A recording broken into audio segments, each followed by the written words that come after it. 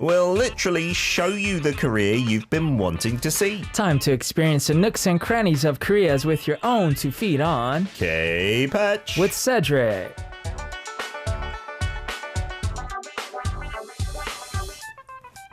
It is time for Cedric to come in with his videos from a certain topic that we dispatched him on, hence the name K-Patch, and all things K are now officially Korean and cannot mean anything else. I think that's now the new Korean wave law.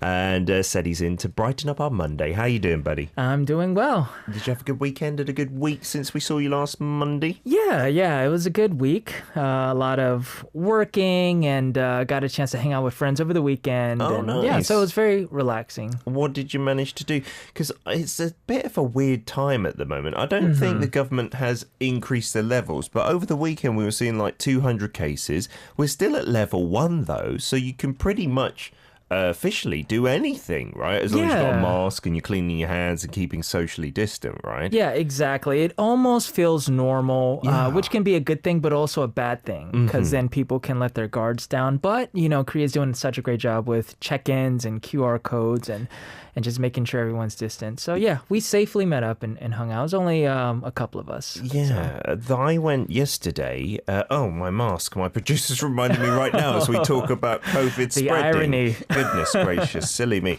How am I going to do that? I can take out my earphones. And for anyone who's listening, you may not know, we do wear masks when the guests are in the studio.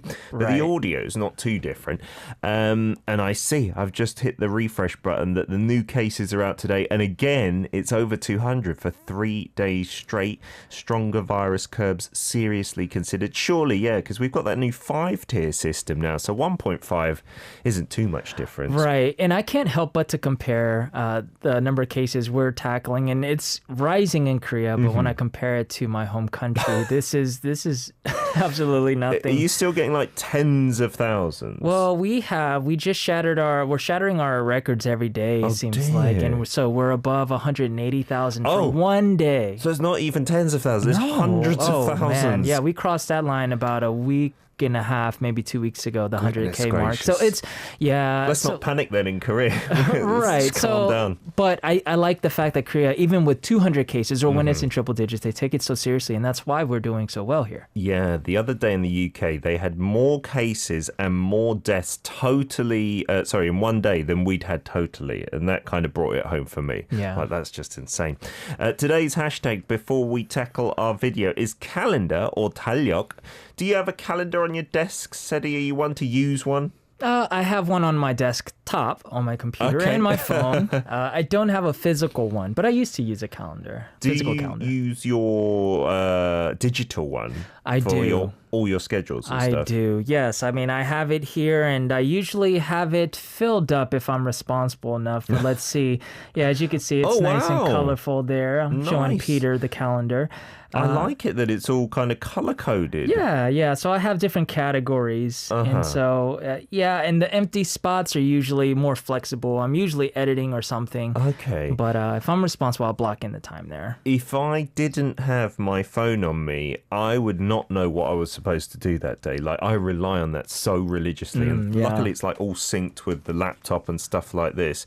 I don't know what I'd do without that. And I used to do it in a paper calendar, but then I'd leave it somewhere and I wouldn't have it for a day. And I'd be like, this is useless. Like, I know it's traditional and it's nice to have something physical, but it doesn't beat a digital calendar, in my opinion. Same. Today's topic, where have we sent you, Cedric? Well, we're going to another traditional market here in Seoul, and this time it's Tongin Market, which is kind of near Gyeongbokgung Palace, Gwanghwamun area. Okay, so it's in that touristy district anyway. You don't have to go out your way to get there. Right. Are you someone who frequents markets at all, like the shijangs, in your normal daily life? I would if it was closer to my neighborhood. I mean, I have one that's, maybe 2 subway stops away. Okay. I love going to markets because I just love the type of foods that they have there. Yeah, the vibe there is also much more kind of community friendly rather than a Cold Stone supermarket building, right? But like you, I'm the same. If there was one within walking distance, I think I'd go often to do just the grocery shopping. Right. But for me as well, it's at least a subway stop and a half, if that makes sense. I'd have to walk quite far to my subway station, then go a stop and walk over again. And when we do sometimes go there, yeah, it's nice to buy one or two things, but then if you've got loads to lug back with you to your house, it's not really practical, is it? To anyone who's lucky enough to live near a market, please do send us in your photos and your videos. That would be lovely. So what are we going to see in your first vid? So in the first video, this market is very much known for their lunchbox cafe. So you're able to make your own lunchbox using traditional coins. And so I'm going to show you what that looks like. Okie dokie. Okay. Oh, it's kind of hidden entrance there in among the buildings, isn't it? Right. So just a general view. And so, you know, a lot of these markets do look very similar. And this one is like the similar style of being covered, right? Right. Okay. So the second floor is where you go up if you want to get your lunchbox. So they give you these trays, and for 5,000 won, you can get 10 coins. Oh, little to tokens. Use. So little to speak. tokens, yes. They're cool. They look like the old Korean money. Right. And so I'm working on filling my tray up. So these little signs above the carts, you'll know that they'll take the tokens. Most of them take it, but not all of them. All right. And then you can just wander around, see what takes your fancy. Right. And instead of paying money, you hand over the tokens. Exactly. So this is 치킨하고 김치전 주시겠어요? yeah. Chicken and kimchi pancakes. Yeah, I mean, so the Wow. thing about lunchboxes here, you can have the most random things. All together. Right. Nice. Yeah, so I couldn't pass up on this. Well, how many tokens was that? So that was 4 tokens. Okay, that's the majority. Yeah. I was going to say, it looks like a lot of food. I didn't ration my tokens well. So I got some huge mayak kimbaps and then some tteokbokki there.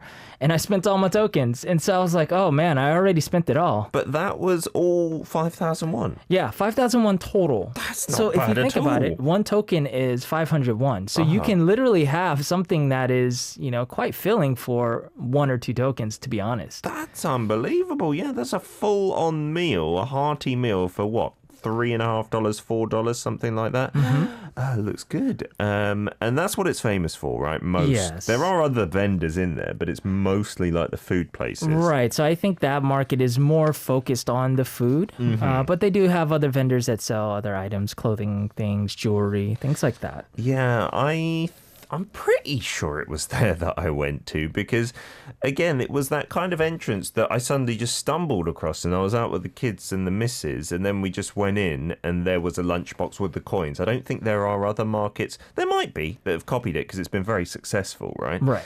And there's so much to see and it's a bit of a maze in there, right? Because you kind of come into this covered area and then there's one branch that goes to left and right and all sorts. Right. But the food items you chose looks pretty good. Yeah. So, I mean, my food wasn't, or my lunchbox wasn't super colorful because I tend not to get like the banchan or side dishes, which I need to.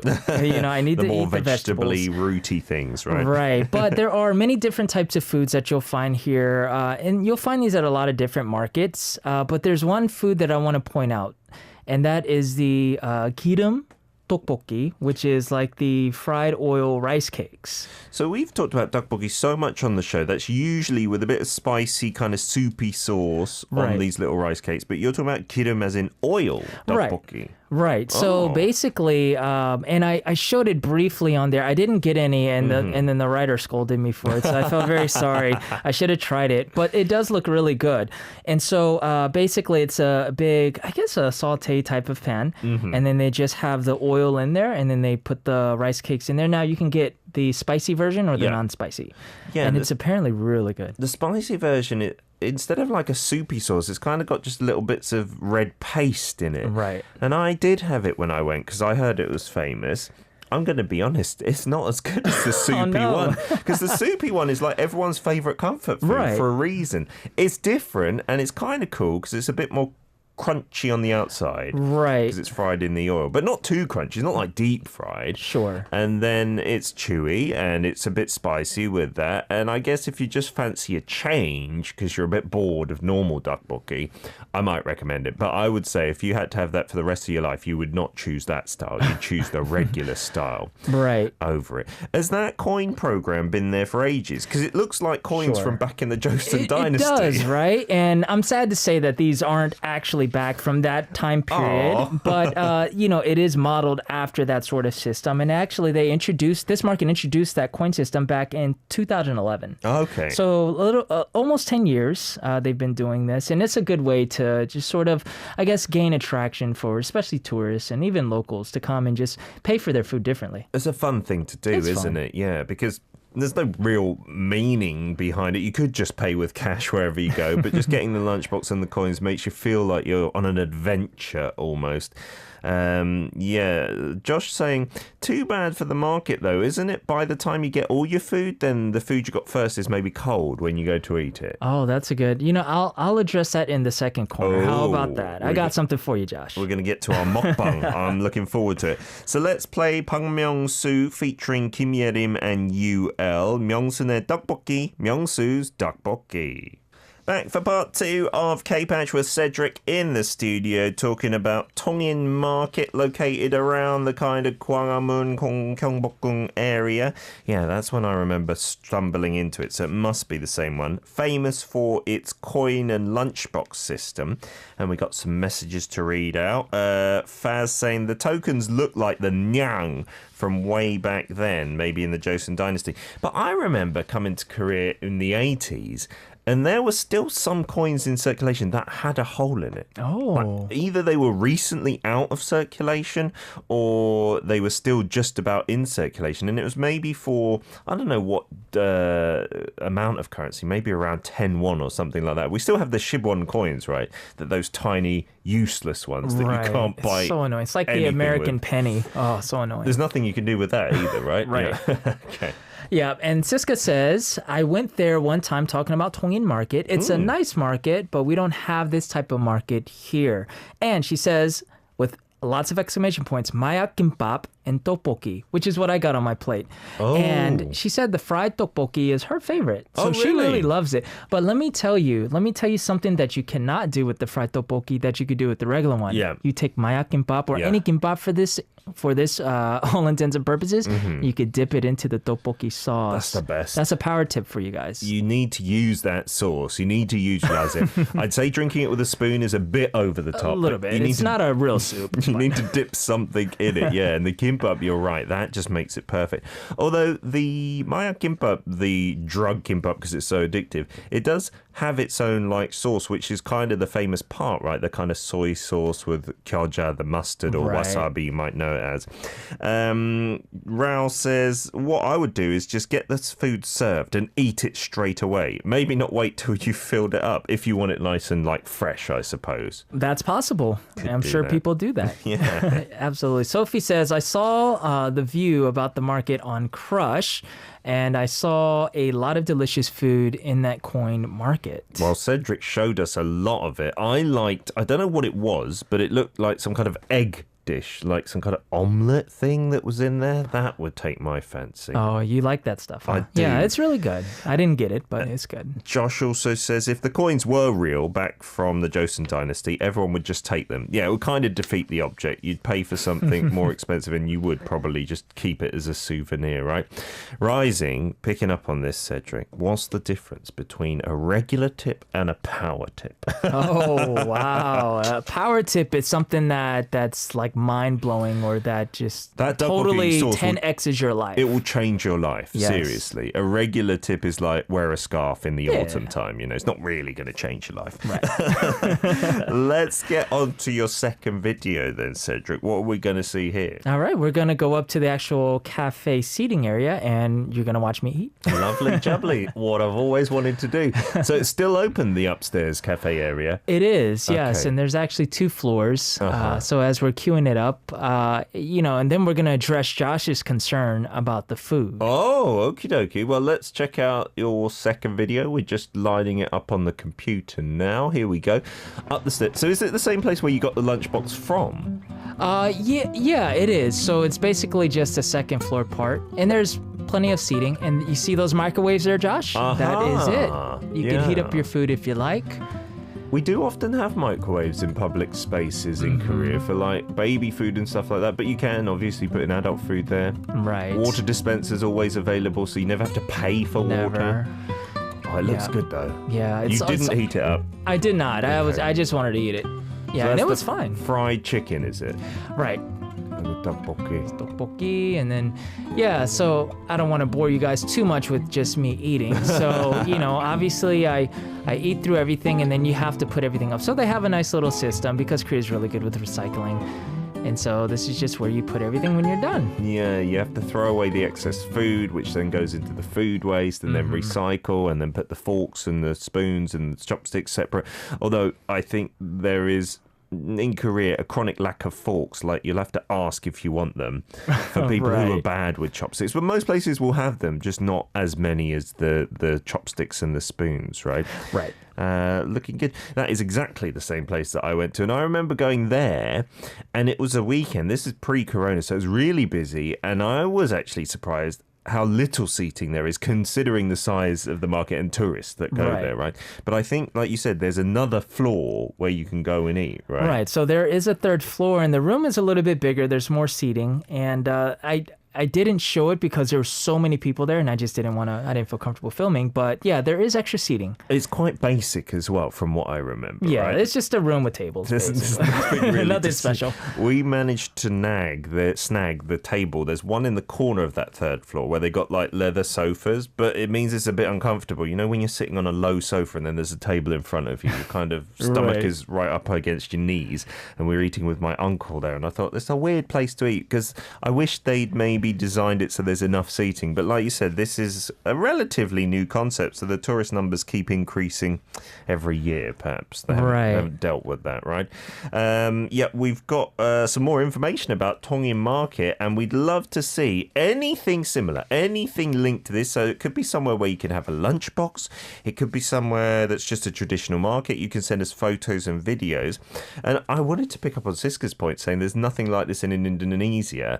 Yeah, I've not been to another market where you have this lunchbox and then you can fill it up with all these different snacks, right? Does that thing kind of exist anywhere that you've been, Cedric? I don't know. I mean, they're probably more specialized places that only either locals know about or it's just more closed off from the public. But I don't think so. The only closest thing I can remember is maybe big gatherings back home, like with my mom's maybe friends, or like big church groups, and they would have that sort of style because everyone would cook, and then you could just kind of grab what you want. So that's the only thing that I've experienced. Yeah, because here in Korea, is it the same in the States with the school meal trays? They've got all these little segments where you have things dolloped on in this little segment, and then the soup over here and stuff like that. Is that the same in the States? It is, but my school, you didn't have the option like buffet style to pick what you wanted. They just gave you whatever they served that day. They just chucked it on, yeah. And thinking back to the UK, in primary school it was like that. But most markets, I think, around the world, like, you just buy from each and you just get your food packaged in whatever they're giving it to you. Right. It's just kind of a simple difference, but one that makes it feel more fun, I think, that lunchbox, right? Right. Tongin Market in itself, I mean, has it got a long history? Yeah, so this market actually dates back to June 1941. Oh, okay. Yeah, and this was a public market that was set up for actually Japanese residents near Hyoja-dong neighborhood when Korea was still under the Japanese rule. Okay. So it really does have a history there. It's from the colonial times then, wow. Right, so after the Korean War, the nation experienced a swift rise in population, which led to a natural increase in consumption of food, of course, and demand. So as a result, the street vendors and stores used former Tongin Market area as their marketplace. How many stores are we talking in there? Because it's hard to get the size, because it just looks like a doorway to a random alley. Right. So there are about 80 stores now. Yeah, most are restaurants, as we mentioned, but there are other types of stores. But if you really want to go to the market for like clothes shopping or getting like traditional Korean type of knickknacks, this is probably not the best market to go to for that. No, it's just got random other stores. There was a place that sold like knickknacks for the kids, like a few toys and stuff, which was just randomly in between restaurants. Right. Well, how about the opening hours for anyone who's planning on visiting? Sure. So the market itself is open from 7 a.m. to 9, which varies by store, but the Lunchbox Cafe isn't open until 11 a.m. Okay. Right. And then they're closed. They close at about 5 to 6. I think it depends on the season. But actually, prior to me going, I called because I wanted to make sure. Yeah. And the lady said that if you want to go to the cafe, it's best to come before 3. Oh, just in case. Yeah, I think because a lot of the food will probably be gone or some of the vendors will probably pack up and be done for the day. I think the lunchtime rushes may be their peak, except for maybe weekends when it could be different. Is it closed at all? Yeah, so the actual Lunchbox Cafe is closed on Mondays, so don't go on a Monday. You'll be Lots of disappointed. things are closed on Mondays in Korea, like after the weekend rush. So, Right. maybe some museums as well, right? Right. And Yeah. the market itself is also closed. The third Sundays of every month. Okie doke. Well, I wonder if the Lunchbox Cafe, maybe that means just the area where you can sit is closed on a Monday, or maybe the vendors. Well, I believe the vendors, that includes the vendors. Yeah, then the rest of the market, there wouldn't be much open, would there? Right, So so don't go on Mondays. It would be probably quite boring and not much to see and do. Okie dokie. We're going to be back with some of your photos and your videos. I see we've got some come in already. If you haven't sent stuff in, Kakao Talk, search out Daily K and press send with photos or videos. Here's Red Velvet now. Taste. Back for part 3 of K-Patch with Cedric in the studio talking about Tongin Market, and we've got some messages to read out and then some of your photos and videos to show as well. Sarah Louise Walsh saying we've got that now in Wembley, those little black lunch boxes. Oh really? Because Wembley is famous in the UK for being the site of the stadium for the national football team, soccer team. We do actually confusingly have American football games there as well. You know, they do a little tour now in different countries, and there'll be like an actual NFL game in London for some unknown reason. That's random. And they have it in Wembley, and it gets packed out actually. There aren't any American football teams in the UK, obviously, but still some fans of it go and watch. And it's famous also for its market there. They used to have a market where you could get questionable goods, like some fake stuff, I remember when I was younger. Not so much now. I didn't know they had a lunchbox scheme, though. That's pretty cool. Thanks for the message, Sarah. Very cool. Joshua Lee says, we have farmers markets in St. Louis, but nothing like this, unless you have festivals at local churches. And yes, farmers markets were definitely a thing in North Carolina too, where I grew up. And so I just remember the farmers markets, just as it sounds, you get a lot of produce and fruits there. And they just rock up to like a local high street or something like that. Yeah, I mean, it just really depends. And most of the time these are locally grown produce and goods. So you know that you're getting, in theory, healthy stuff. Yeah, there was the same in the UK, like locally produced things they'd have on the streets. Usually it would be a little pricier than maybe going to the supermarket, but you'd be kind of supporting your local farmers. Right. But I wonder if in New York, like in London, like a big city, they have a few iconic markets there. Like Borough Market is one of my favorites. And it's been kind of gentrified over the years. So it used to be like a proper of the people. Now, yeah, I guess it's not great in one way because it maybe prices out normal people. They've got like loads of trendy, boutique-y kind of eateries in there, and people go there for lunch from the financial district, you know, so you have a sandwich that might cost, I don't know, 10,000 won or something. Right. But it's really a good place for tourists to visit as well. Do they have that in New York, like some kind of markets and stuff? You know, they do. I don't remember visiting many of them, and I can't think of any names, but there are places like that where you'll have locally grown produce, not necessarily in the city, but in the nearby area. Yeah. And you have a lot of fresh, the only thing I remember is like a lot of fresh food. And they'll have these little, I guess lack of a better word, like buffet style things that they have at the market. That so you could kind of take and pick and choose. Yeah, so it's kind of like a lunchbox in that you can just, and they weigh your food after you pick whatever you pick, and that's how they base the price off of it. Yeah, that's maybe one thing we don't have in Korea, that kind of boutique-y market kind of vibe. And also, yeah, like local fairs. I know Josh mentioned local churches, but just having local fairs and fun fairs and carnivals, we don't really have that kind of vibe here in Korea. Right. We've got a lot more, I guess, modern food courts and stuff in department stores, right? Samantha says from Australia, there is Queen Victoria Market, popular in Melbourne. I don't have any photos of it, but I checked it out online and it looks huge. Wowzers. That looks like a really traditional building as well that it is housed in, and then lots of actual fruit and veg and meats. Tongin Market is not so much this, right? Not so much the produce side, but like the finished kind of products to eat. Right. Okay. More snack and actually like food items. Nice. Let's get on to our listener content now in terms of photos and videos. Sophie got in touch with us from Kinabalu saying these are some of our market photos. It is a late entry for K-Patch, and here in Kota Kinabalu, Sabah, we have a market that sells almost everything from local vegetables right through to home appliances as well. That is a rather big category of things to sell at a market. Seems like you got those red lanterns, which are often associated with like Lunar New Year and stuff. I wonder if that's for luck and prosperity. Jewelry as well. Did they have like an outdoor area at all at Tongin Market? Not that I noticed. I mean, but there were like little nooks and alleyways, but not from what I could see. Yeah, from what I remember as well, no matter how far I followed those alleys, I couldn't actually see the sky completely. Like there would be either a glass roof or something above my head, right? Right.